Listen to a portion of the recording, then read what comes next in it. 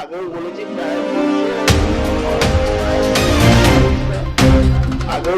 প্রায় 247টা কন্ডেম হয়ে গেছে বাস। 57টা বাস অলরেডি 15 বছর পেরিয়ে গেছে। এই বাসগুলো আর চলবে না। বাসগুলো আনাই তখন এই টোটো গুলোকে মেন রোড থেকে তুলে দেয়। রোডও চলুন, আমার তাতে কোনো আপত্তি নেই। কারা চালাচ্ছে আমরা জানি, সব তৃণমূলের পয়সা দিয়ে তারা চালাতে হতো। আজকে তো পয়সা দেওয়ার তো কোনো ব্যাপার নেই, কিন্তু মেন রোডে টোটো চলবে না, মেন রোডে বাস চলবে। আমরা প্রাইভেট মালিকগুলোকেও বলছি বাসগুলো নামাও।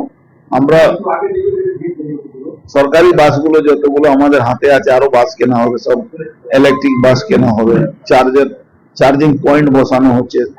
আমাদের যে ওই গ্যাস, বেঙ্গল গ্যাস বলে সব জায়গায় আমরা প্লান্ট বসাচ্ছি যাতে গ্যাস পাওয়া যায়। ও গ্যাসের বাসগুলো, গ্যাস দিয়ে পরিচালিত যে বাসগুলো, ইলেকট্রিক বাসগুলো, আজকে প্রায় 56টা বাস চালু হয়েছে। তো আমার মনে হচ্ছে আগামী দিন এই ট্রান্সপোর্ট সমস্যা, শ্রমিক সমস্যা, যেটা আমি বুঝি সেটা আমি করতে পারবো।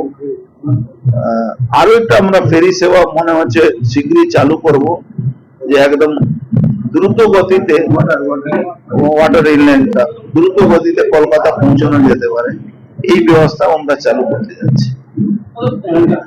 ইভেন আপনারা শুনেছেন ইতিমধ্যে আমরা একদম মানে ট্রাম কলকাতা শহরে আমরা চালাবো। এটা আমাদের ড্রিম প্রজেক্ট আছে। আর সেই ট্রামটাও অত্যাধুনিক ট্রাম থাকবে, কোন রকম কোনো পলিউশন হবে না, কোনো রকম নয়েজ হবে না, কোন রকম। এর অলরেডি আমাদের একটা মিটিং আছে মাননীয় মুখ্যমন্ত্রীর সঙ্গে, ওদের দেখা করাবো যে সার্ভে টিম কোন কোন রাস্তা চালানো যেতে পারে যাতে ট্রাফিক কোনো প্রবলেম না হয়, একটু স্পিডে চলে যাক। যেরকম মিনি মেট্রো বলে বিদেশে সব চলে, মিনি মেট্রো বলে, তো ওরকমই আমরা একটা ব্যবস্থার মধ্যে যাচ্ছি।